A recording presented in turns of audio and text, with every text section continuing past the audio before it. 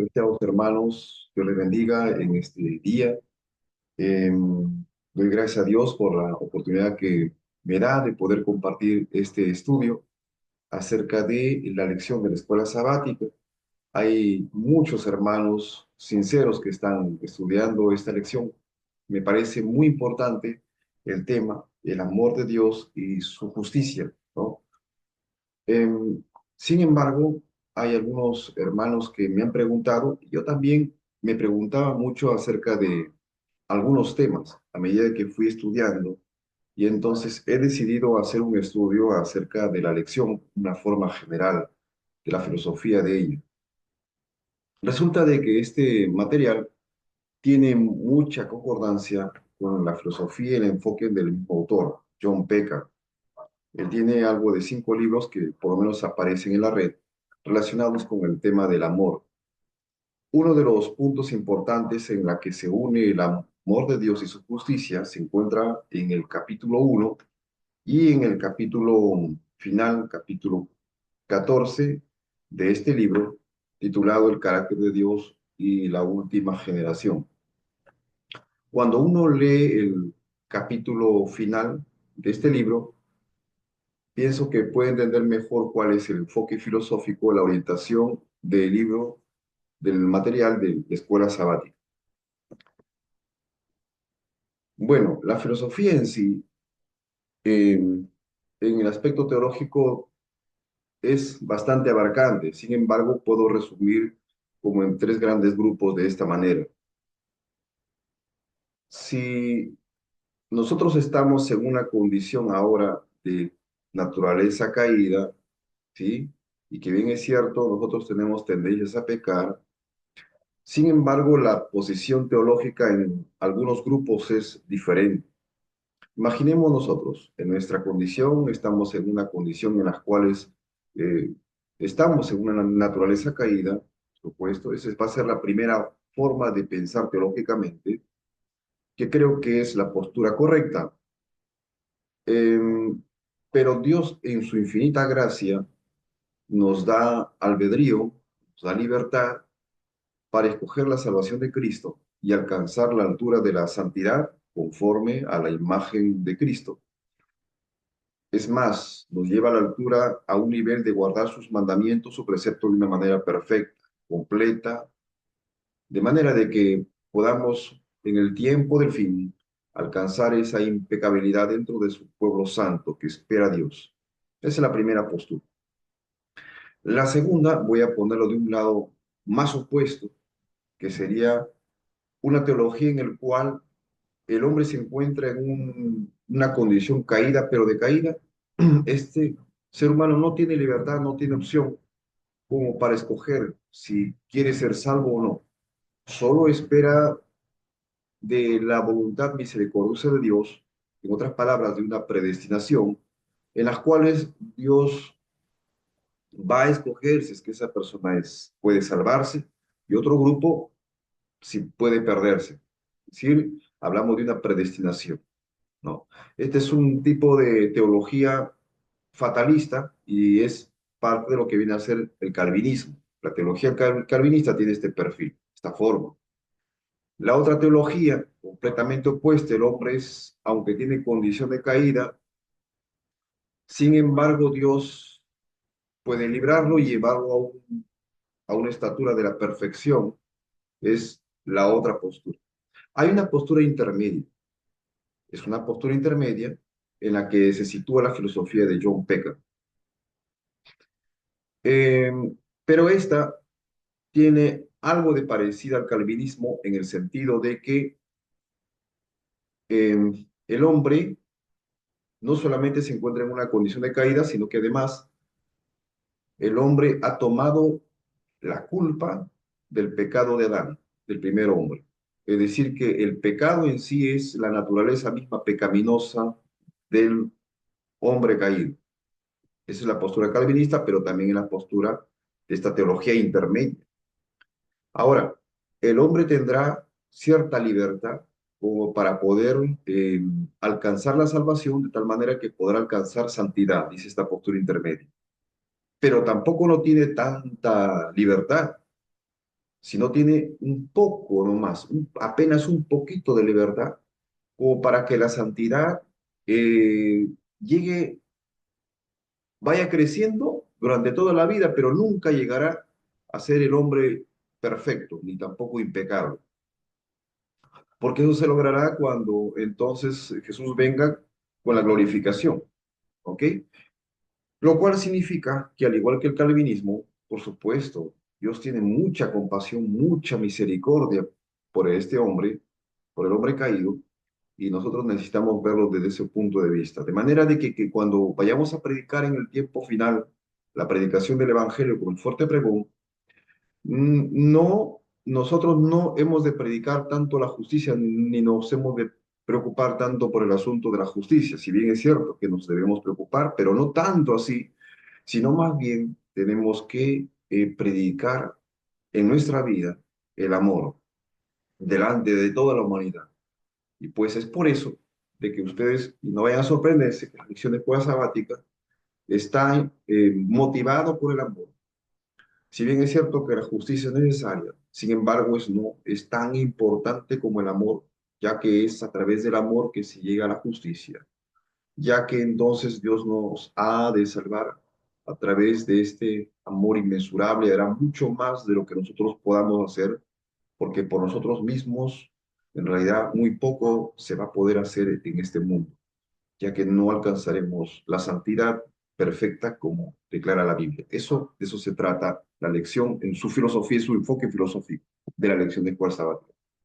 Porque es el enfoque filosófico del autor. Haré un resumen entonces, un resumen de lo que viene a ser en pinceladas, lo que es el último capítulo de este libro, capítulo 14. No estoy poniendo el enfoque filosófico de uno de los autores que está aquí, como Richard Davidson, por ejemplo, ni tampoco estoy poniendo, por ejemplo, algunos otros enfoques más que también es muy necesario, como de Ranko Stefanovic, pero voy a mencionar algunas partes de sus posturas, no solamente aquí, sino en otro tiempo después. Así que voy a presentarles para que ustedes puedan ver claramente este enfoque con un poco más de detalle. Le voy a presentar el capítulo 14, la parte final del libro, y iremos estudiando. Aquí se requiere una revisión concienzuda y ese es el análisis que he hecho. Así que quisiera que ustedes tengan un poco de paciencia en este estudio. Se requiere bastante minuciosidad en el estudio de cada texto y al mismo tiempo también cómo nosotros vamos a compararlo, cotejarlo con lo que dice el espíritu de profecía y las Sagradas Escrituras. Este es el libro, Carácter de Dios y la Última Generación, del cual podemos tomar la filosofía para la escuela sabática. No está, por supuesto, abiertamente, ¿no? Pero sí se encuentra sutilmente el enfoque filosófico orientado hacia el amor. Es por eso de que quisiera a ustedes compartirles el estudio que he hecho en este día. Reflejemos a Jesús, dice, el mundo estableció normas que se ajustan a las inclinaciones de corazones no santificados, pero esta no es la norma de los que aman a Cristo. Dios establece pues normas mucho más altos, requiere de la santidad, de la santidad del hombre. Voy a este capítulo que se encuentra en este libro, El carácter de Dios y la última generación, para estudiar la filosofía. Así que toda esta lectura, menos la parte de María, pertenece a John Peckham, la escritura de este autor. El triunfo del amor de Dios, la naturaleza de la perfección, el hecho de que la santificación sea el resultado de la obediencia diaria, implica que el perfeccionismo está en un error significativo, porque está combatiendo a aquella teología que dice que podremos llegar a la perfección en carácter como algo impecable, como una obediencia completa, absoluta a la ley de Dios. No solo porque tiende a llevar a la gente a acentuar las obras humanas, sino también porque sostiene que uno puede llegar a un objetivo estático, ¿no? Y recordemos que él tiene un pensamiento un poco más filosófico, hablando de una teología, más bien una teología que es cambiante y que ha tomado prestada dice el que se parece bastante prestada a la de otro filósofo. De llegar a un objetivo estático antes de que Cristo venga, según Filipenses 3:12, es decir, a un estado de absoluta e impecable perfección. La parte de María es mía, una objeción frente a este párrafo. Les pregunto, siento de que los autores son 12, ¿no? Grandes teólogos, se dice, que la Universidad de Andrews, que nosotros siempre se hemos colocado dentro de ese nivel. ¿Quién nos pone un límite para la perfección? ¿Quién? Están a punto de que esto sea doctrinal, ¿no? Y en algunos países inclusive lo han tildado de disidentes a aquellos que están en contra de este pensamiento. Pero ¿quién nos pone un límite para la perfección? ¿No es Dios? Efesios dice, hasta que todos lleguemos a la unidad de la fe y del conocimiento del Hijo de Dios, a un varón perfecto a la medida de la estatura de la plenitud de Cristo. Está claramente. A nadie se le impide alcanzar en su esfera de acción, la perfección de un carácter cristiano. Podremos nosotros estar con una naturaleza caída, pero en esa esfera a nadie se nos impide alcanzar la perfección de un carácter cristiano. ¿Quién nos va a impedir a nosotros? Porque es que tendrían que tildar a las personas de disidentes, de discriminarlos, de juzgarlos, de perseguirlos por el hecho de sus deseos de alcanzar la perfección. Hechos de los Apóstoles, página 424 se encuentra esto. Sigo leyendo del mismo material, del mismo libro. Pero como he visto, esta expectativa de perfección absoluta se fundamenta, al menos en parte, en la adopción de la concepción filosófica griega de la perfección como algo exento de errores, equivocaciones, percances o cualquier cosa que no sea una visión idealista, impecable de comportamientos y actitudes perfectas. Esta concepción absolutista de la perfección se ha convertido en una forma común de entender el término español perfecto, en contraste con la concepción de la terminología bíblica para perfecto, que se refiere a completo y maduro. Bueno, puede entenderse el tema de perfección como completo y maduro, pero vamos luego a estudiar, a contrastar eh, estas declaraciones que hace este autor. Continuamos. Esto además tiene grandes implicaciones. Por ejemplo, para entender el siguiente mandato de Cristo, por tanto, sed perfectos como vuestro Padre Celestial es perfecto, según Mateo 5:48. Los perfeccionistas a menudo citan este mandato para evidenciar que los seres humanos pueden y deben ser perfectos en el sentido de absoluta impecabilidad. Es decir, él está diciendo que los profesionistas toman el texto de Mateo 5:48 para interpretarlo de que con respecto a ese texto, los profesionistas dicen que los seres humanos pueden llegar a dejar de pecar. Pero la concepción bíblica de perfecto, según el griego teleios, apunta en otra dirección.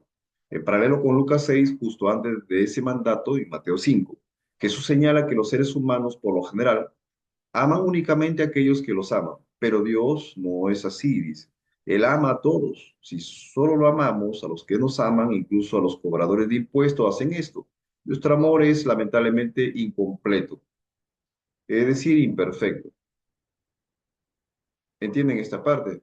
Porque como la palabra perfecto en Mateo 5:48 también significa completo, entonces él está tomando de que sería incompleto que nosotros amáramos solamente a aquellos que nos aman. Para que sea completo o sea perfecto, tendríamos que además incluir dentro de ese grupo a personas que no nos aman, a nuestros enemigos.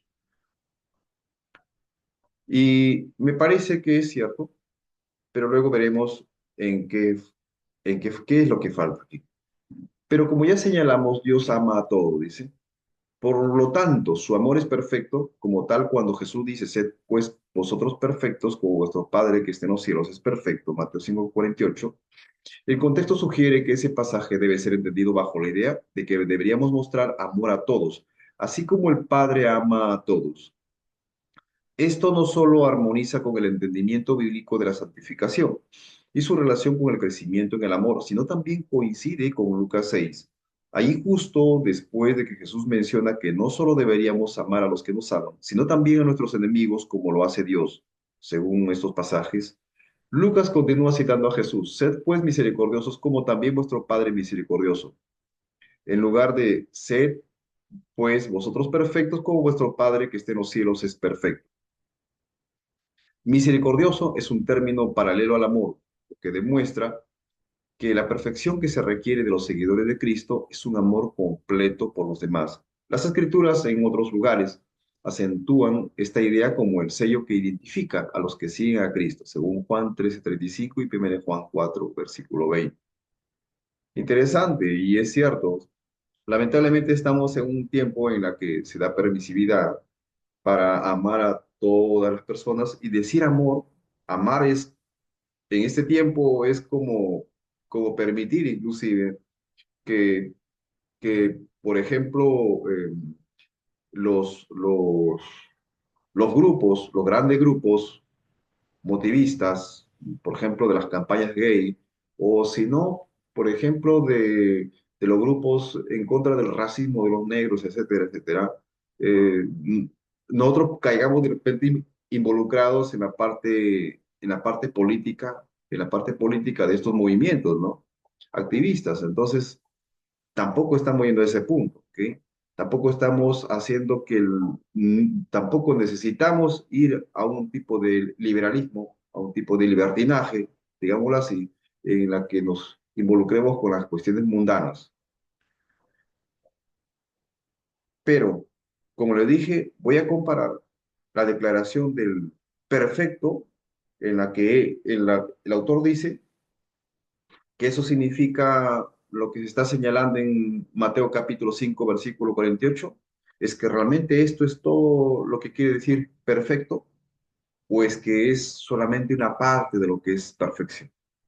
Veremos lo que dice en este libro, El Ministerio Médico, página 335, respecto a este texto. En esta parte, empezando en la parte de azul, dice: nuestra obra consiste en esforzarnos por alcanzar en nuestra esfera de acción la perfección que Cristo logró en todo aspecto del carácter en su vida sobre la tierra. Miren lo que dice respecto a este comentario. ¿Cómo es que comenta respecto a Mateo 5:48 el espíritu de profecía? Nuestra obra consiste en esforzarnos por alcanzar en nuestra esfera de acción la perfección que Cristo logró en todo aspecto del carácter en su vida sobre la tierra. Él es nuestro ejemplo. En todas las cosas debemos procurar honrar a Dios en carácter. Al alejarnos tanto día a día de los requerimientos divinos, estamos poniendo en peligro la salvación de nuestra propia alma. Necesitamos comprender y apreciar el privilegio que Cristo nos ha otorgado y mostrar nuestra decisión de alcanzar la norma más elevada. Debemos depender plenamente del poder que Él ha prometido concedernos. Justo antes de expresar este requerimiento de ser perfectos, el Salvador dijo a sus discípulos: amad a vuestros enemigos, bendecid a los que os maldicen. Debemos amar a nuestros enemigos con el mismo amor que Cristo manifestó hacia sus enemigos al dar su vida para salvarlos. Haced bien, dice él, a los que os aborrecen, y orad por los que os ultrajan y os persiguen, para que seáis hijos de vuestro Padre que está en los cielos, que hace salir su sol sobre malos y buenos, y que hace llover sobre justos e injustos. Ahora noten la parte de rojo. Este pasaje ilustra un aspecto de la perfección cristiana. Si de un principio está diciendo que nosotros debemos lograr la perfección en todo aspecto del carácter, acá está diciendo que este pasaje ilustra un aspecto de la perfección cristiana. No es completo, no es todo el tema de la perfección cristiana, sino solamente un aspecto en la que está asociado respecto a un amor que sea pleno, es decir, un amor no solamente a aquellos que nos aman, sino a aquellos también que son nuestros enemigos. Por lo tanto, dice: Cristo dio su vida por nosotros mientras aún éramos enemigos de Dios. Debemos seguir su ejemplo. Punto. Entonces, este pensamiento de que la perfección debería enfocarse solamente en el amor hacia los enemigos y por lo tanto verlo como un amor completo desde ese punto de vista no es cierto, sino que es solamente un aspecto del amor. Nosotros tenemos que seguir a Jesús en todo tipo de aspecto de la perfección. Eso solamente quise decir es un aspecto de la perfección, nada más. El amor a los enemigos es solamente un aspecto de la perfección. Hasta aquí la primera parte y continúo con la segunda parte de este mismo tema porque estamos estudiando lo que el autor está diciendo respecto a la perfección cristiana. Concluye de esta manera, en base a su base que da a su pensamiento filosófico respecto a la perfección, ahora sí concluye de esta manera. Así que los cristianos pueden y deben crecer en amor, ya que la santificación no se puede lograr plenamente en ninguna instancia antes de la glorificación. La santificación es un proceso de toda la vida. Toma la cita de Ellen White para defender esta postura, que culmina con la glorificación, según 1 Corintios 15, 52 a 55. ¿No? Este texto no dice eso. Y contrariamente a las afirmaciones de los perfeccionistas, Elena White afirma, no podremos decir yo soy impecable hasta que este cuerpo vil se ha transformado a la semejanza del cuerpo glorioso, según 1 Juan 1, 8 a 10. Ahora, esta cita es lo que vamos a estudiar más adelante. Cómo es que se ve dentro del contexto. Hay que estudiar el contexto siempre de lo que dice el espíritu de profecía. Aunque no podremos llegar a ser absoluta, impecablemente perfectos hasta la glorificación, podemos y debemos alcanzar la perfección del carácter. Es decir, una actitud madura de amor desinteresado por Dios y por los demás que se manifieste en la forma en que nos relacionamos con Dios y con los demás. Esto solamente puede lograrse por la gracia divina, según 1 Juan 19. Como dice Elena White, y si bien es cierto que no podemos reclamar la perfección de la carne, podemos tener la perfección cristiana del alma. Mediante el sacrificio que se hizo por nosotros, los pecados pueden ser perfectamente perdonados. Mediante la fe en su sangre, todos pueden encontrar la perfección en Cristo Jesús. Como tal, aunque digamos no tenemos pecado, nos engañamos a nosotros mismos y la verdad no está en nosotros. 1 Juan 1:8. Cristo ha abierto un camino para que seamos limpiados, como se describe en 1 Juan 1:9. Si confesamos nuestros pecados, Él es fiel y justo para perdonar nuestros pecados y limpiarnos de toda maldad. Ahora vamos a hacer nuestro análisis de los textos que él está tomando del espíritu de profecía y que ha dicho de que eso es lo que Elena White piensa, que es su pensamiento, que nosotros no llegamos, no podemos eh, decir soy impecable, sino hasta que este cuerpo vil sea transformado a la semejanza del cuerpo glorioso. Bien, ¿y dónde le encontramos eso?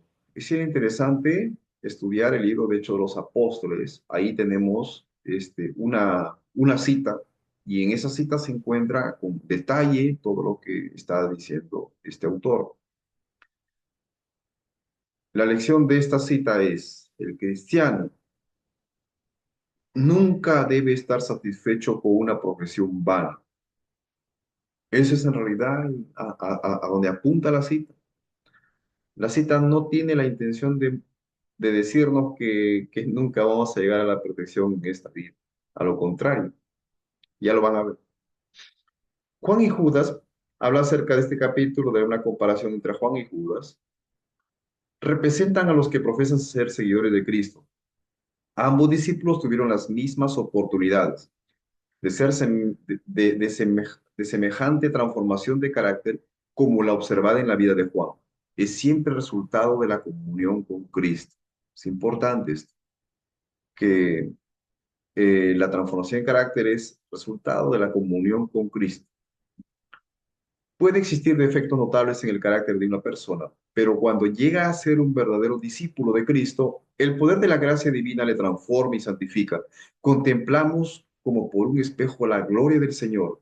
Es transformado de gloria en gloria hasta que llega a asemejarse a aquel a quien adora. Quiero resaltar estas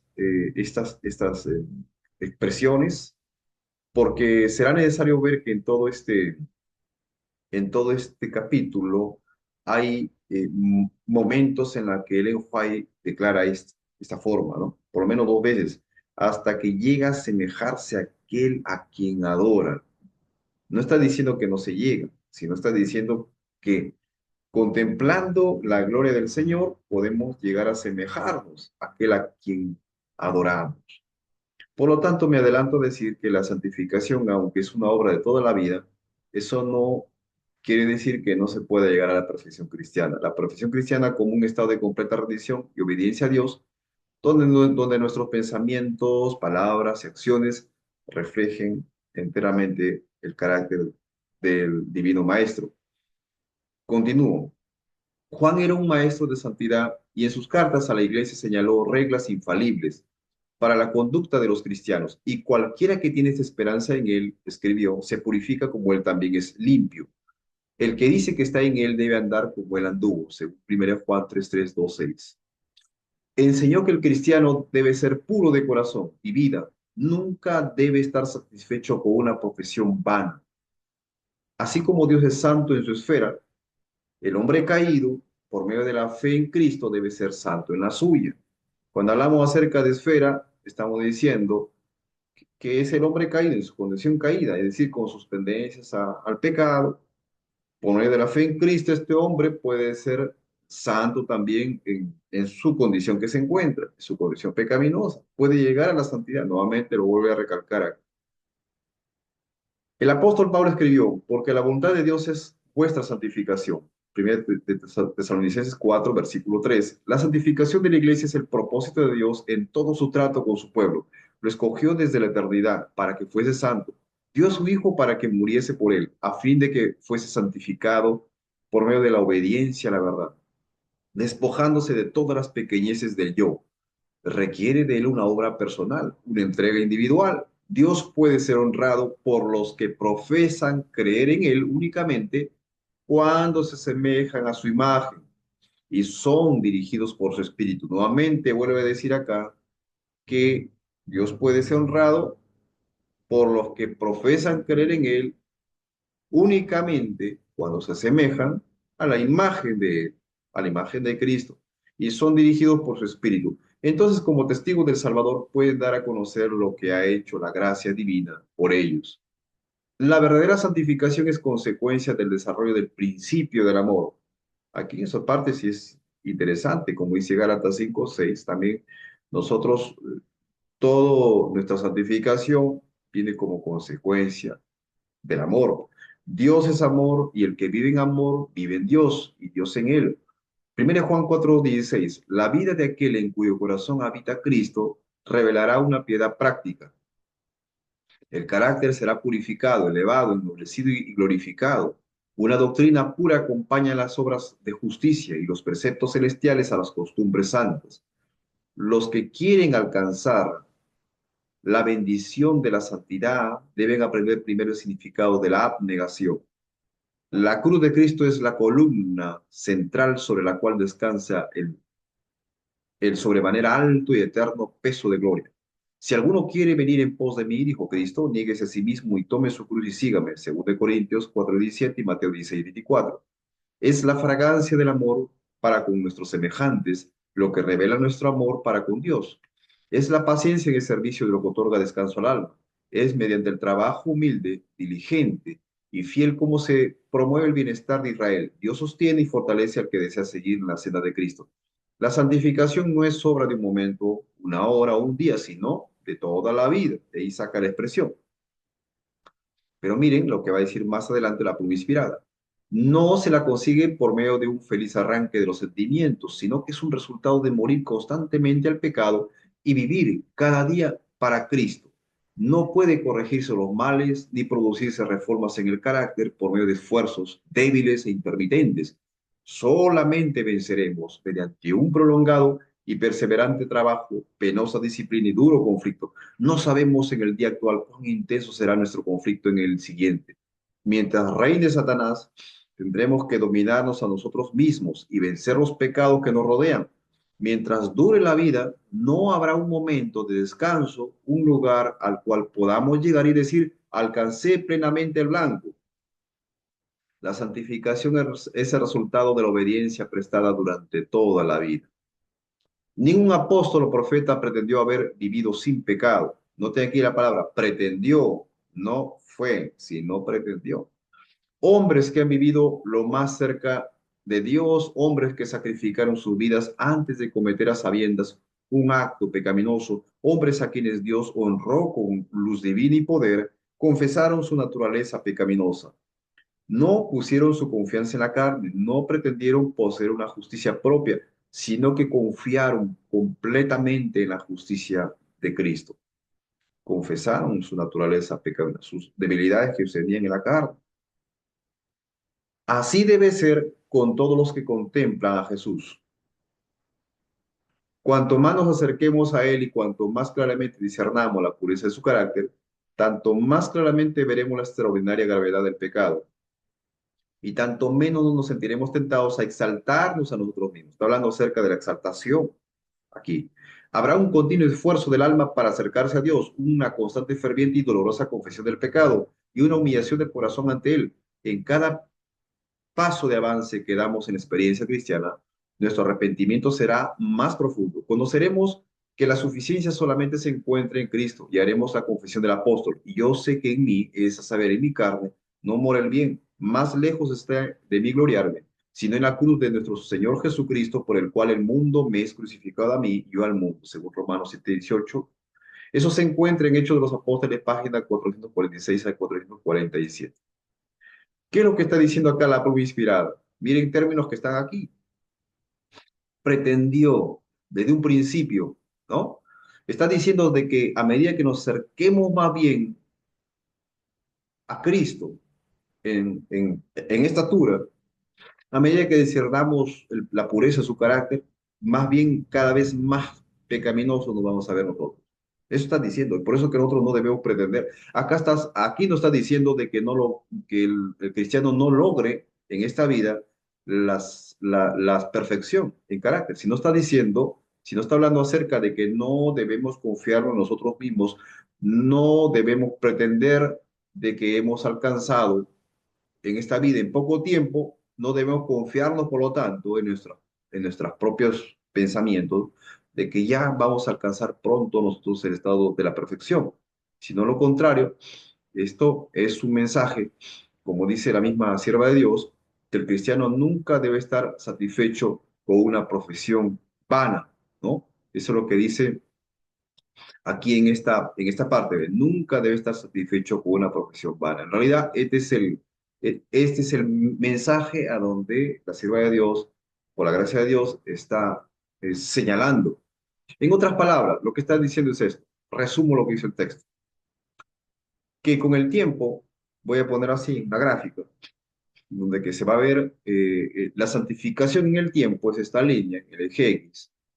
A medida que en el tiempo avanzamos en la santificación, al mismo tiempo vamos a ver más la gravedad del pecado, veremos que vamos a tener más humillación en el corazón, va a haber experiencia de más fervor y dolor al confesar el pecado, y también va a haber una profundidad del arrepentimiento. El arrepentimiento va a ser cada vez más profundo.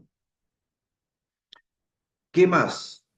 A la inversa, a medida más bien que transcurramos en el tiempo nuestra santificación, a medida que la santificación transcurre en el tiempo, o se avanza en la santificación, a más santificación, la satisfacción con una profesión de cristianismo vana va a disminuir, a lo contrario.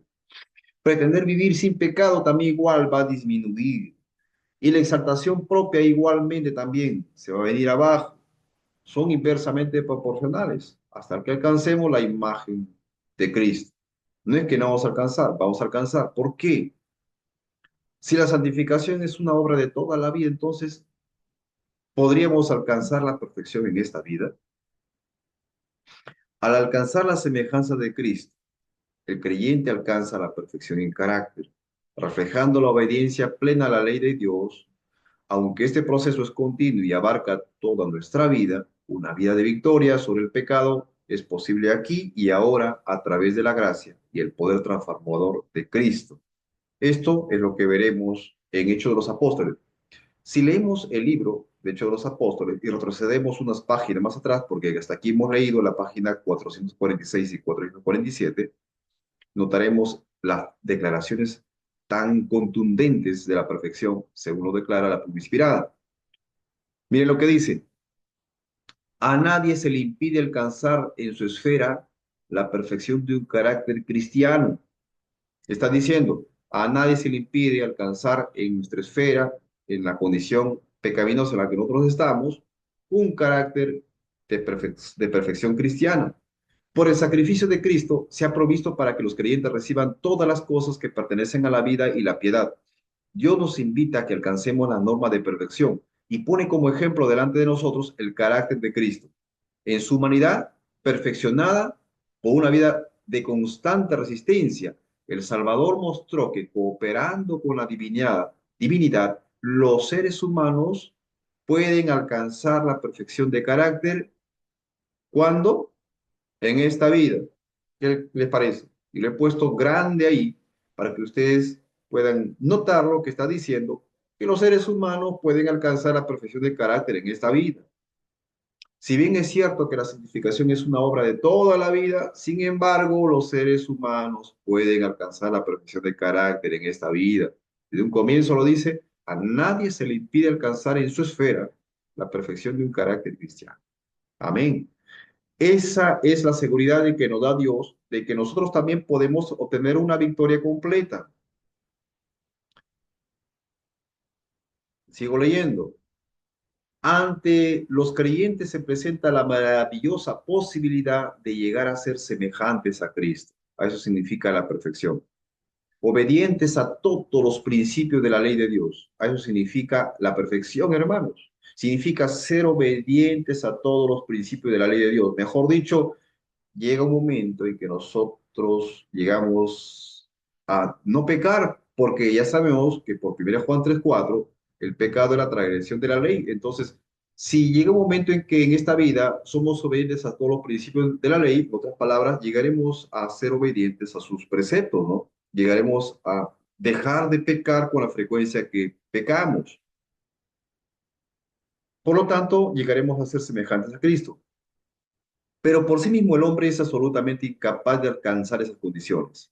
La santidad, que según la palabra de Dios debe poseer de poder ser salvo, es el resultado del trabajo de la gracia divina sobre el que se somete en obediencia a la disciplina y a las influencias refrenadoras del Espíritu de verdad.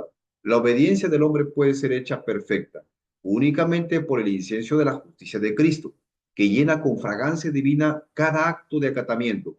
La parte que le toca a cada cristiano es perseverar en la lucha por vencer cada falta. Constantemente debe orar al Salvador para que sane las dolencias de su alma enferma por el pecado. El hombre no tiene la sabiduría y la fuerza para vencer. Ellas vienen del Señor y Él las confiere a los que en humillación y contrición buscan su ayuda. Eso se encuentra en Hechos de los Apóstoles, página 424. Por lo tanto, aunque la santificación es una obra a lo largo de toda la vida, sin embargo, podemos llegar a un momento en que podamos alcanzar la perfección cristiana en esta vida, dice este pasaje que acabamos de leer. Hay otra cita más de donde el, el autor de este libro, del cual nosotros hemos visto, hemos leído ahora, hemos dado lectura, también lo cita. Y voy a dar lectura a esto porque es, porque es bastante importante. Pero claro que hay otros pasajes más y quisiera leer con ustedes textos bíblicos que hablan acerca de la perfección. Por ejemplo, las escrituras muestran que en una relación continua con Cristo, en la cual el creyente es sostenido por su gracia, nos hace vivir una vida sin pecado. Hay textos bíblicos, ¿no? 1 Juan 13, y hay mucho más todavía que los que están aquí, pero voy a leer los principales por el tiempo. Todo aquel que permanece en él no peca, todo aquel que peca no le ha visto ni le ha conocido. Esa es la condición en la que han de encontrarse los creyentes al fin del tiempo. Nosotros vemos, vamos a ver después en otra cita. Porque el pecado no se enseñoreará de vosotros porque no estáis bajo la ley, sino bajo la gracia. La gracia con su poder lo que hace es que nosotros eh, dejemos de continuar en la esclavitud del pecado. La condición de la última generación sería sin pecado, según lo que dicen estos textos, Apocalipsis 14:5. Y en sus bocas no fue hallada mentira, pues son sin mancha delante del trono de Dios. Apocalipsis 7:14. Estos son los que han salido de la gran tribulación y han lavado sus ropas y las han emblanquecido en la sangre del Cordero. Judas 24. Y aquel que es poderoso para guardaros sin caída y presentaros sin mancha delante de la gloria con alegría. Efesios 5:27. A fin de presentársela a sí mismo una iglesia gloriosa que no tuviese mancha ni arruga ni cosa semejante, sino que fuese santa y sin mancha. hablando acerca de la iglesia. Eso es lo que dice también en el libro Conflicto de los Siglos, aunque no tengo la cita exacta, pero está relacionado con esto, y me gustaría leerlo, que dice, estamos viviendo ahora en el gran día de la expiación. Me parece que es esto, la página sí, 572. Estamos viviendo ahora en el gran día de la expiación, cuando en el servicio simbólico el sumo sacerdote hacía la propiciación por Israel, todos debían fingir sus almas arrepintiendo de sus pecados y humillándose ante el Señor, si no querían verse separados del pueblo de Dios. De la misma manera, todos los que desean que sus nombres sean conservados en el libro de la vida, deben ahora en los pocos días que les quedan de este tiempo de gracia, afligir sus almas ante Dios con verdadero arrepentimiento y dolor por sus pecados. Hay que escudriñar hondo y sinceramente en el corazón. Hay que deponer el espíritu liviano y frívolo al que se entregan tantos cristianos de profesión.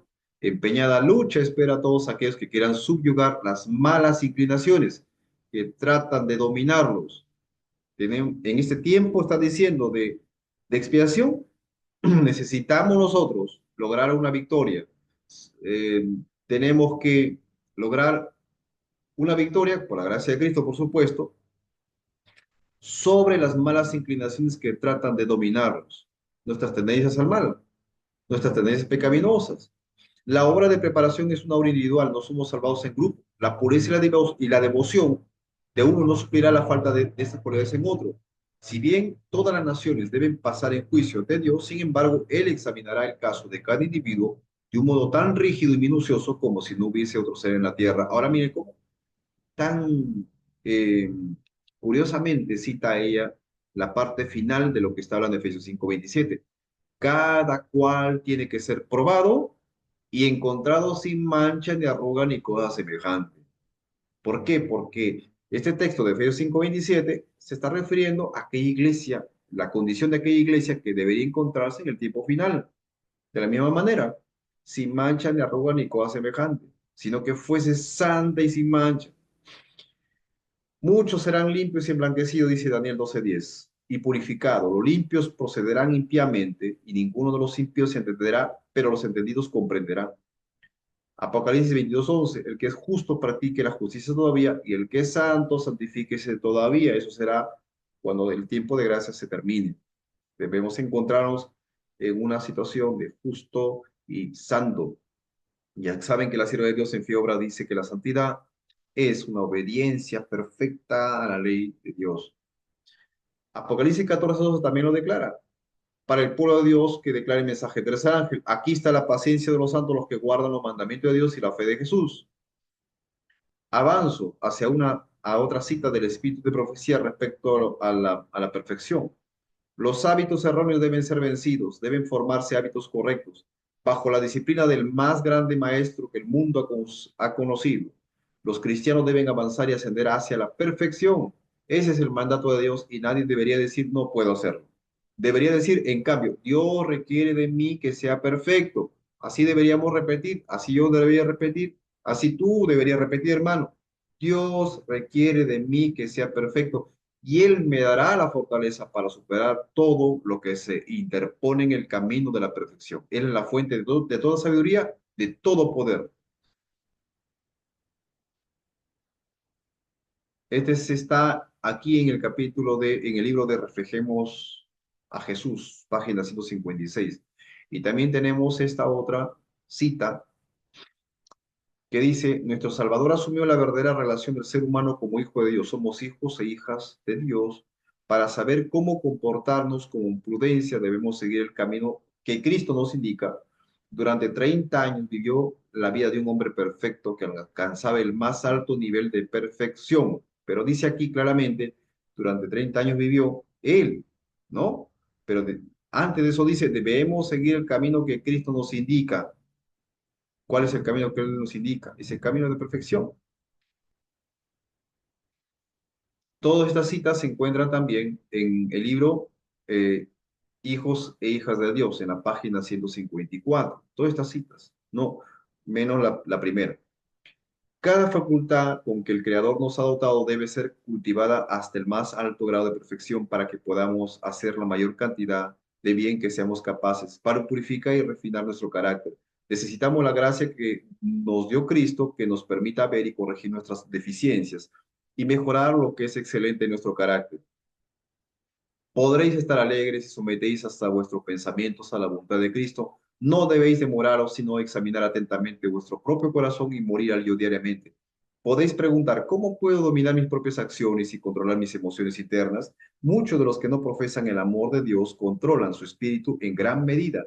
Sin la ayuda de la gracia especial de Dios, cultivan el dominio propio. Esto es en verdad una reprensión para los que lo saben que pueden obtener fuerza y gracia de Dios y sin embargo no manifiestan la gracia del Espíritu. Cristo es nuestro modelo. Fue manso y humilde, aprended de él e imitad su ejemplo. El Hijo de Dios fue intachable. Debemos aspirar a esta perfección y vencer como él venció si queremos sentarnos a su diestra, dice el Testimonio para la Iglesia, tomo 3, página 336. Entonces, ven que cuántas citas hay respecto a eso. Y más todavía. En manuscritos, todavía aquí, eh, 34, en la página 34 dice, el Señor exige perfección de su familia redimida. Pide perfección en la formación del carácter. Los padres y las madres necesitan especialmente comprender los mejores métodos de educar a los hijos para que puedan cooperar con Dios. Otras citas respecto a la impecabilidad, como Adán antes de la caída. Lo tenemos, por ejemplo, en el Comentario Bíblico Adventista, el volumen 6, hablando acerca de Efesios 5:27 y Juan 14:15. Ya hemos leído cuando Efesios 5:27 habla de la condición de la iglesia antes de que se cierre el tipo de gracia, cómo ha de encontrarse, ¿no? Y ahí lo dice, hemos leído incluso que así debemos, en la página de Conflicto de los Siglos, en la cita dice que debemos alcanzar ser sin mancha, cada persona debe alcanzar sin mancha delante de Dios, que es lo que dice Efesios 5:27. Y acá dice de esta manera, alcanzar la condición de impecabilidad. Solo aquellos que por medio de la fe en Cristo obedecen todos los mandamientos de Dios, alcanzarán la condición de impecabilidad en la que vivía Adán antes de su transgresión. Ellos dan testimonio de su amor a Cristo al obedecer todos sus preceptos. Ahí está, tan clarísimo. Maranate, el Señor viene, dice en la página 231. Todo el que cumpla por fe los mandamientos de Dios alcanzará el estado de impecabilidad en que vivía Adán antes de la caída. También lo tenemos acá en Las señales de los tiempos, de 23 de julio de 1902, párrafo 14. Los que creen en Cristo y obedecen sus mandamientos no están bajo la esclavitud de la ley de Dios. Para los que creen y obedecen, su ley no es una ley de esclavitud, sino de libertad. Todo aquel que cree en Cristo, todo aquel que confía en el poder protector de un Salvador resucitado, que ha sufrido el castigo pronunciado sobre el transgresor, todo aquel que resiste la tentación y en medio del mal copia el modelo dado en la vida de Cristo, por la fe en el sacrificio expiatorio de Cristo llegará a ser participante de la naturaleza divina, habiendo escapado de la corrupción que hay en el mundo a causa de la concupiscencia. Todo aquel que por la fe obedece los mandamientos de Dios alcanzará la condición de impecabilidad en la que vivía Adán antes de su transgresión. Nuevamente, exaltada a Jesús. Eso está en la página 285. Dice, ante nosotros tenemos el ejemplo supremo y más santo. Jesús fue impecable tanto en pensamiento como en palabra y acción. La perfección se caracterizaba a todo lo que hacía.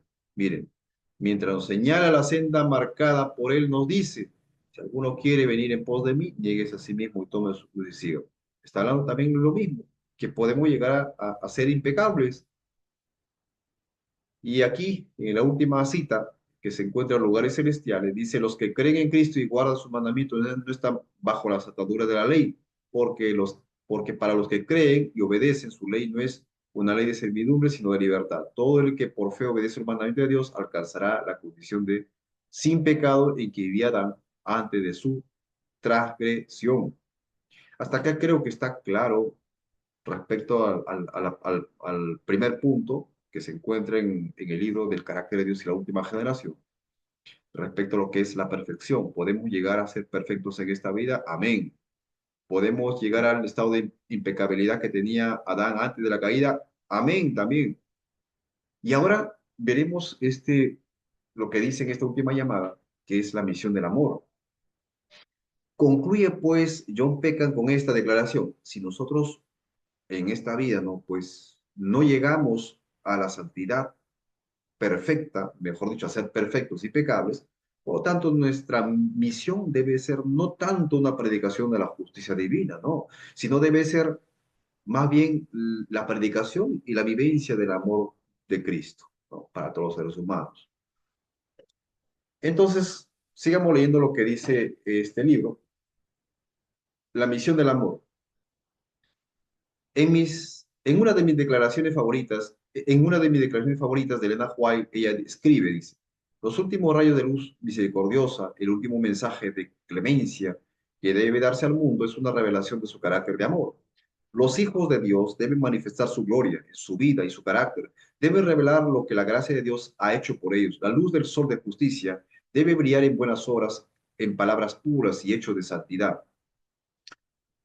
Como seguidores de Cristo, entonces hemos sido llamados a apuntar más alto por el bien de la misión.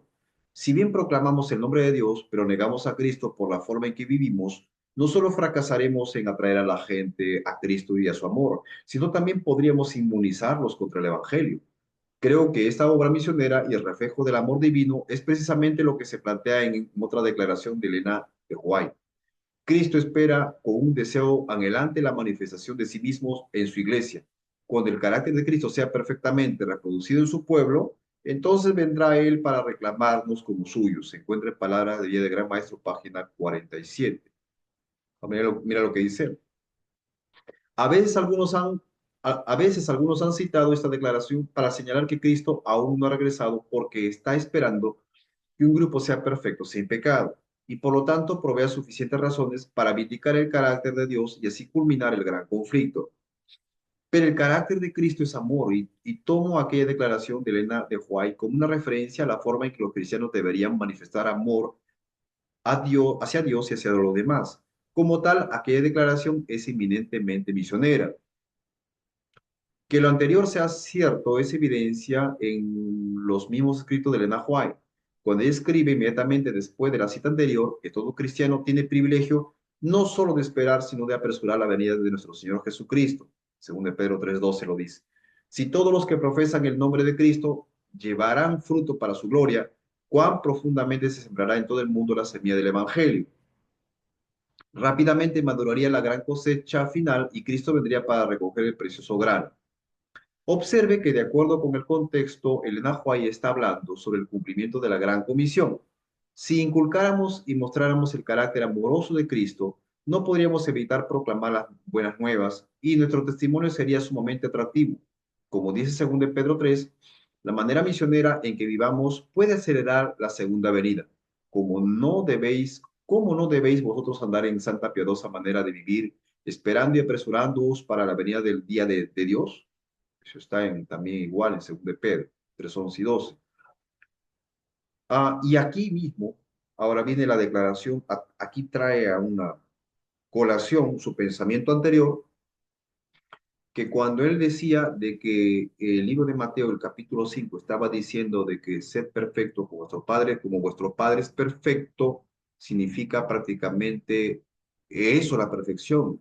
Es decir, eh, entonces, que nosotros amemos también no solamente a nuestros enemigos, sino también a nuestros amigos, sino también a nuestros enemigos, aquellos que nos odian. Entonces, si está diciendo eso, entonces él trae aquí la aplicación de que entonces deberíamos predicar más bien acerca del amor, incluso no tanto la justicia, sino más el amor. Miren lo que dice.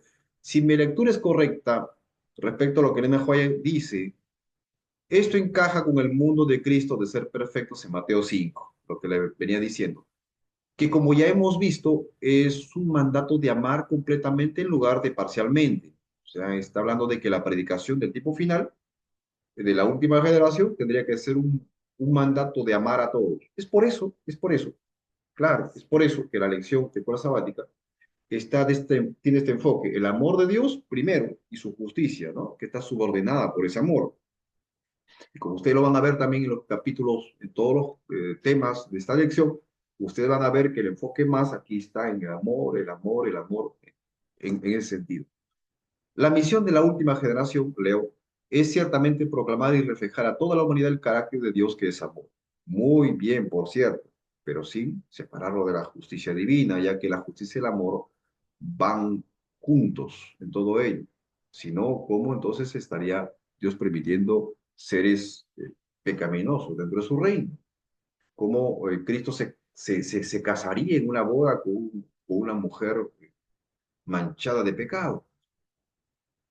Acerca de Mateo 5, en el Ministerio Médico Misionero dice, ya saben, que hemos leído, que dice este pasaje ilustra un aspecto solamente de la perfección cristiana, para que dejen claro que en realidad Mateo 5 no se refiere a la perfección cristiana incompleta, sino está hablando solo de un aspecto. Un aspecto solamente es el amor a todos nuestros semejantes.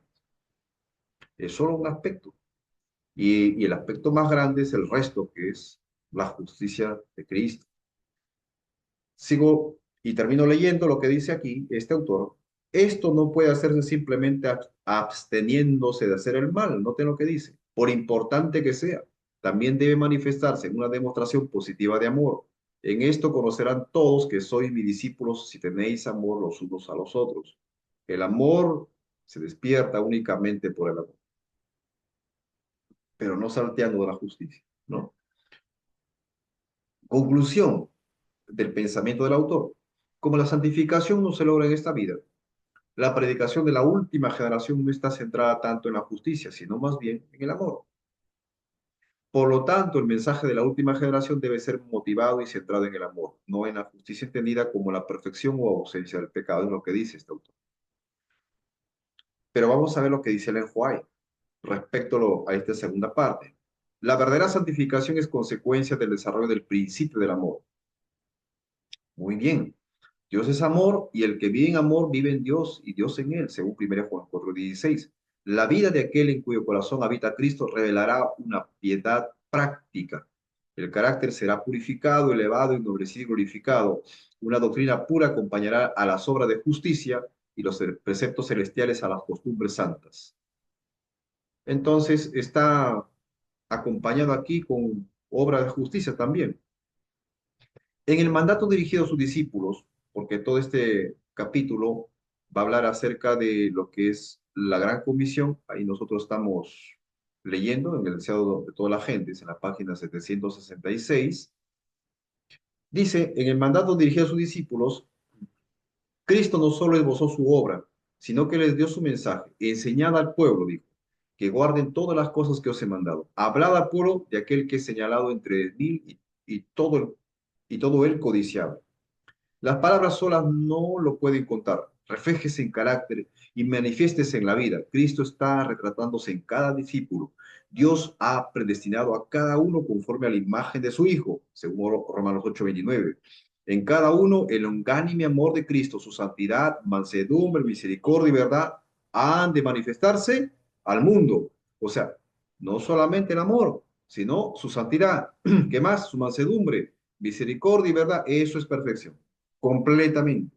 Eso es lo que ha de manifestarse al mundo, o sea, que ha de predicarse no solo palabras, sino la perfección completa de Cristo en el carácter. Los primeros discípulos salieron predicando la palabra, revelaban a Cristo en su vida y el Señor obraba con ellos, confirmando las palabras con las señales que se seguían. Estos discípulos se prepararon para su obra. Antes del día del Pentecostés se reunieron y apartaron todas sus divergencias. El derramamiento del Espíritu en los días apostólicos fue la lluvia temprana, según Joel 2:23, y glorioso fue el resultado, pero la lluvia tardía será más abundante. Nosotros no estamos predicando, no deberíamos predicar como lo hacen en otras iglesias, en las cuales solamente se va predicando de año en año hasta que de pronto se complete el número de personas en todo el mundo y se predica a todo el mundo y entonces Cristo viene. No, no. La predicación final va a ser terminada con el poder del Espíritu Santo con la lluvia tardía. Rápidamente va a ser su obra. Eso es lo que la promiscuidad nos va a hablar ahora. Todos los que consagran su alma y su cuerpo a Dios recibirán constantemente una medida de fuerzas físicas y mentales.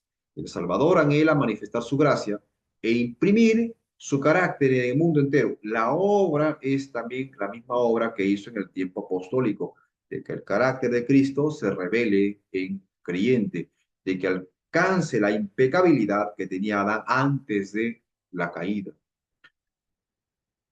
Esto que hemos leído, que se encuentra en el libro de Conflicto de los Siglos, nuevamente lo he leído, pero voy a leer lo que dice primeros escritos en la página 72, hablando acerca de lo que es la preparación para la lluvia tardía.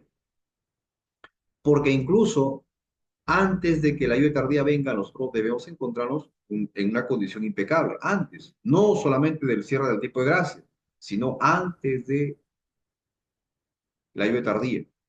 También vi que muchos ignoran lo que deben ser a fin de vivir a la vista del Señor durante el tiempo de angustia.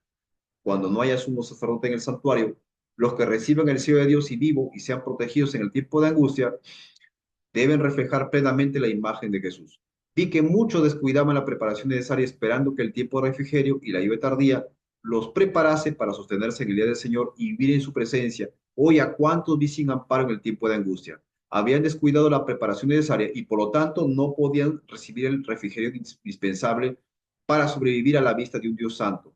Quienes se nieguen a ser tallados por los profetas y a purificar sus almas obedeciendo a toda la verdad, quienes presuman estar en condición mucho mejor de los que están en realidad, llegará el tiempo en que caigan las plagas y verán que les hubiera sido necesario que los tallasen y escuadrasen para la edificación. Pero ya no habrá tiempo para ellos, ni tampoco mediador que abogue por ellos ante el Padre. Antes de ese tiempo se promulgó la solemne declaración: el que es injusto sea injusto todavía, el que es inmundo sea inmundo todavía, y el que es injusto practique la justicia todavía, y el que es santo santifíquese todavía. Esto es al fin del tiempo de gracia. Pero avanzamos un poco antes, al tiempo de la lluvia tardía, el refrigerio de la presencia del Señor. Dice, vi que nadie podrá participar del refrigerio a menos que haya vencido todas las tentaciones y triunfado del orgullo, el egoísmo, el amor al mundo y toda palabra y obras malas. Por lo tanto, debemos acercarnos más y más al Señor y buscar anhelosamente la preparación necesaria para que nos habilite para permanecer firmes en la batalla en el día del Señor. Recuerden todos que Dios es santo y que únicamente seres santos podrán morar alguna vez en su presencia. Y luego esta última cita. El mensaje del tercer ángel está creciendo hasta convertirse en un fuerte pregón y no debéis sentiros libres de descuidar el deber actual y todavía abrigar la idea de que en algún futuro seréis los receptáculos de una gran bendición cuando se efectúe un maravilloso reavivamiento sin ningún esfuerzo de vuestra parte. Hoy habéis de entregaros a Dios para que os haga vasos de honra aptos para su servicio. Hoy habéis de entregaros a Dios para que seáis vaciados del yo, vaciados de la envidia, de los celos, las malas conjeturas, las contiendas, de todo lo que deshonra a Dios. Hoy habéis de tener purificado vuestro vaso para que esté listo para el rocío celestial, listo para los chaparrones de la lluvia tardía, pues vendrá la lluvia tardía y la bendición de Dios llenará cada alma que esté purificada de toda contaminación. Nuestra obra hoy es rendir a nuestra alma a Cristo para que podamos ser hechos idóneos para el tiempo del refrigerio de la presencia del Señor, idóneos para el bautismo del Espíritu Santo. Así que, hermanos, tenemos que avanzar porque la lluvia tardía está ya derramándose en muchos corazones. Hermanos, tenemos que avanzar hacia ese momento en la que tenemos que vencer sobre todo tipo de envidia, celos, contiendas, todo lo que deshonra a Dios, purificado completamente para que nosotros, de toda contaminación, dice la pluma inspirada, para que la lluvia tardía caiga sobre nosotros, en nosotros. Ahora leeré algunos partes en las que se encuentra la lección de escuela sabática, en toda la lección en forma muy general, porque tampoco no se encuentra en toda la lección, algunos puntos que me parecen importantes destacar de los pensamientos contrarios a las escrituras de la escuela sabática escritas por John Peckham. El primer punto es, nuestro libre albedrío está limitado por la naturaleza caída hasta un punto que el punto 2 lo dice, que las personas no pueden alcanzar la perfección de carácter ni obedecer perfectamente la ley de Dios en esta vida. Tercer punto, como la santificación no se logra en esta vida, entonces la predicación de la última generación no está centrada tanto en la justicia, sino más bien en el amor. Por eso que ustedes van a ver en la lección repetida a veces el amor, el amor, el amor, ¿no?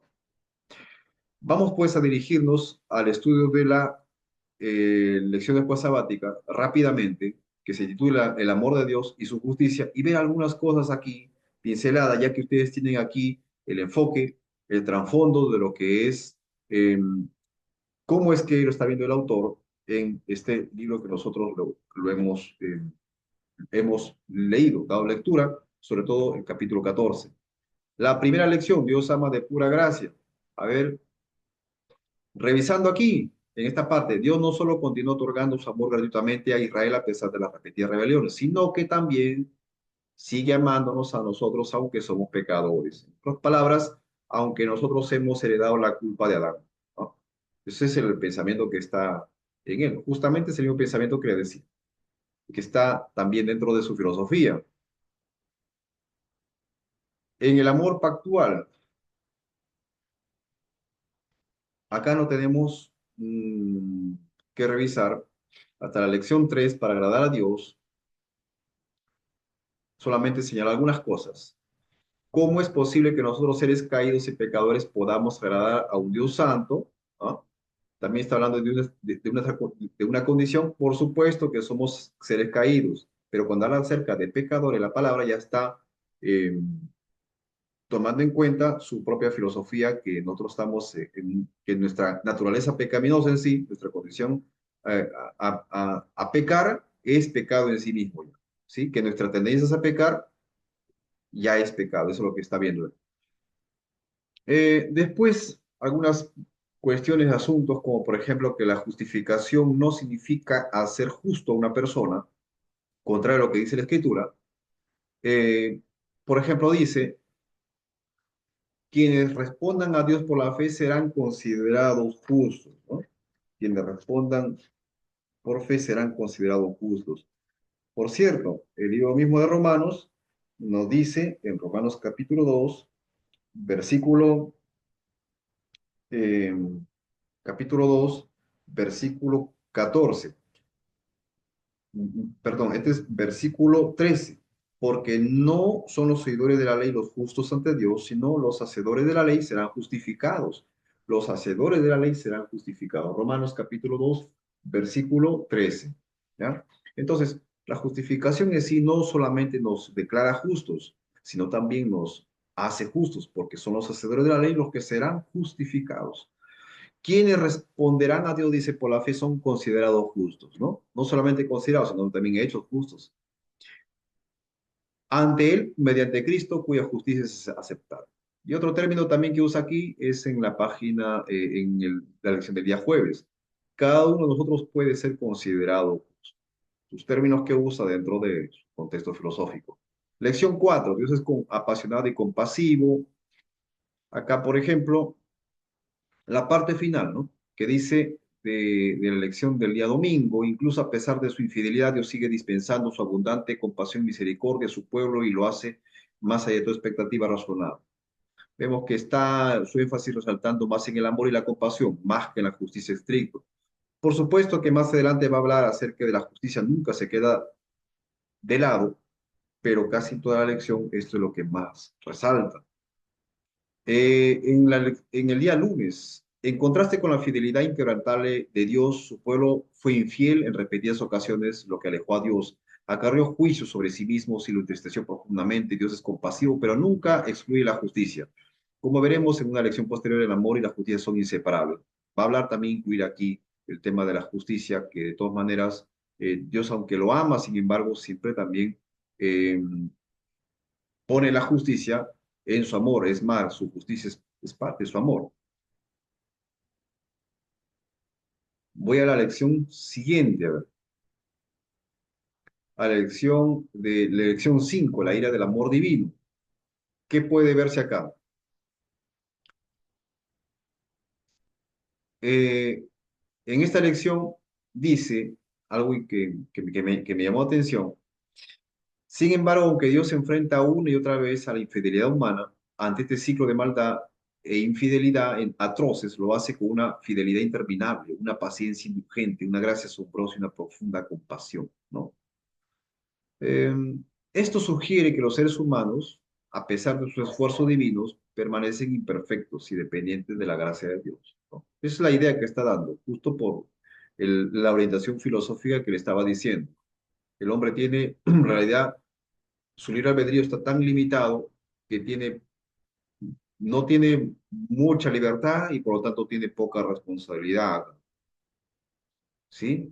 Eso es lo que está diciendo. Y por lo tanto podría estar pecando, porque al final vamos a estar siempre pecando, ya que la santidad es una obra de toda la vida, entonces también igual vamos a estar, nunca vamos a alcanzar un momento en el que nosotros lleguemos a la victoria sobre el pecado.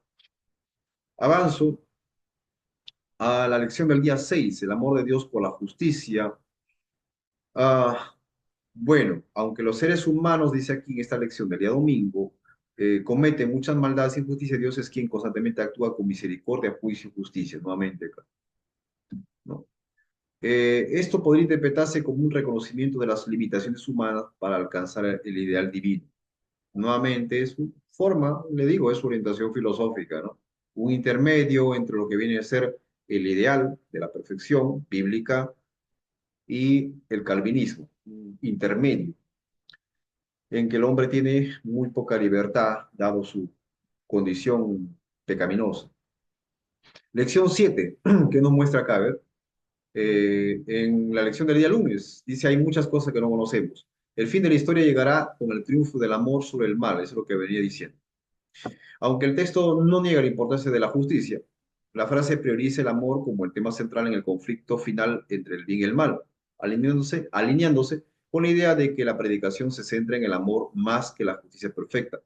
La parte rojo, por si acaso, es mía, la parte resaltada de amarillo es del autor.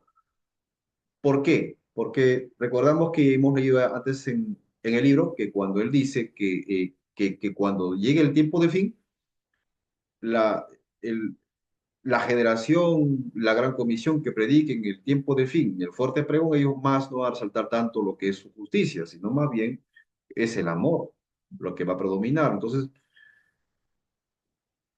en ese ámbito podría referirse a eso. Claro, yo sé de que también está hablando de que Dios es un Dios compasivo, o que siempre espera la decisión, el libre albedrío de los seres humanos, que también es un enfoque de él, ¿no? De este autor. Sin embargo, también podría intervenir esta idea acá. La lección 8. La lección 8 piensen en las implicaciones de cualquier teología que atribuya a todo lo que sucede a la voluntad directa de Dios. Mejor pasamos a lo que dice el martes aquí. El mandamiento más importante, amar a Dios, demuestra que Él desea que todos lo amen. Esto está aquí, la lección 8. ¿Qué puede decirnos acá? El énfasis en el amor como el mandamiento más importante está relacionado con un enfoque en la relación con Dios a través del amor, más que en nuestra estricta justicia o perfección en el cumplimiento de la ley de Dios. Recuerden lo que dice el libro, la educación. El primer gran mandamiento es amarás a Dios con todo tu corazón, con toda tu alma y con toda tu fuerza. Amar al ser infinito, omnisciente, con toda la fuerza, la mente y el corazón, significa, dice, el desarrollo más elevado de todas las facultades. Significa que todo el ser, el cuerpo, la mente y el alma debe restaurarse a la imagen de Dios. Quiere decir, debe llegar a la perfección cristiana, como dijo el White, donde ya hemos leído. Lección 9. Esta lección 9 no nos trae mucho. Lección 10. La lección 10, por ejemplo, acá dice, es cierto, la parte de María es del autor, en cierto sentido, comprender estos límites puede no ser difícil si captamos la idea de la que ya hemos hablado, de que Dios obra solo por amor y que el amor no la coacción, es el fundamento de su gobierno. Esta idea, la que de Dios obra solamente mediante los principios que emanan del amor, puede ayudarnos a comprender mejor el gran conflicto. Claro, al destacar que Dios obra por amor y no por coacción, se podría deducir que la perfección humana no es el enfoque, sino la respuesta al amor de Dios dentro de los límites humanos. Esa es la idea que él está sugiriendo. La lección 11. Lección 11, hacemos una revisión. Y justo en la lección del día martes dice, además, Dios se ciñó a ciertas limitaciones morales o reglas de enfrentamiento en el contexto de una disputa cósmica acerca de su carácter, algo que solo puede resolverse mediante la demostración de su amor. Interesante. Nuevamente acá su pensamiento. Esto sugiere que el amor, más que la justicia estricta, es clave para resolver el gran conflicto, vinculándose con la predicación centrada solamente en el amor, ¿no? Pues en el tipo final, Dios las cosas va a resolver simplemente por amor, porque los ama. O sea que se va a compensar tanto porque somos nosotros seres caídos e incluso no hemos llegado a tener una santificación, no hemos llegado a ser obedientes plenamente a la ley de Dios. Y por lo tanto el Señor pues va a tener que, así como se compadece con nosotros con tanto amor, nosotros también tenemos que compadecernos por los demás seres humanos igualmente, porque finalmente son casi como nosotros, no tienen este, ninguna altura así como de perfección cristiana. La lección 12, el amor de Dios, el amor y su justicia, los dos mandamientos importantes. Debemos preguntarnos, dice, ¿qué podemos hacer para promover el amor y la justicia de Dios de manera que reflejemos en nuestro estropeado mundo el carácter perfectamente recto y amoroso de nuestro Señor? Bueno, acá sí como que un poco se enderezó el camino, que no sea tanto el tema del amor. En la lección 13, el amor es el cumplimiento de la ley. Esta parte, interesante. Sin embargo, la ley no puede salvarnos del pecado ni transformar los corazones humanos. Como consecuencia de nuestra pecaminosidad innata, necesitamos un nuevo corazón, un trasplante espiritual. Nuevamente aquí, ¿no? De nuestra pecaminosidad innata, ¿no? El pensamiento que tiene que eh, que el pecado, perdón, que la tendencia a pecar, es decir, que la naturaleza caída del hombre es pecado en sí mismo. Es un error. También de igual manera, está también aquí este pensamiento. Y aquí terminamos. Esto sería la lección hasta aquí. Como ven, esto es una revisión de lo que hemos hecho de la lección de la escuela sabática, las tres lecciones en una forma general, cómo es que los pensamientos están aquí alienados de alguna manera. En realidad, lo veo dirigido hacia ese pensamiento, al pensamiento general. Como nosotros no hemos de lograr la santidad, la perfección aquí en esta vida, entonces, por lo tanto, nuestro estímulo, nuestra motivación debería ser más centrarse en el amor de Dios, puesto que nosotros muy poco prácticamente vamos a lograr de la perfección de Cristo en esta vida, y predicar también al mundo y motivar al mundo también en las horas más del amor de Dios, más que en la justicia todavía. Bueno, y eso sería todo. Hemos llegado al final de este estudio. Quiero que el Señor les bendiga, que ustedes avancen no solamente en el estudio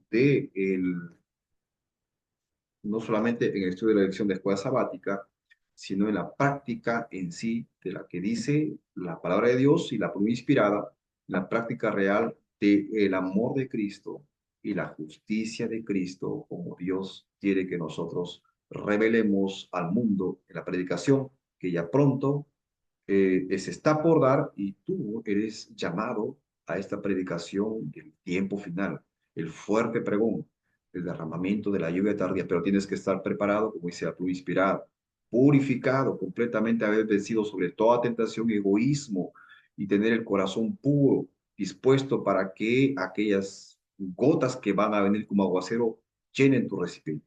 Dios te bendiga en este día, que seas prosperado espiritualmente, físicamente y en todos los ámbitos que el Señor requiere de su perfección.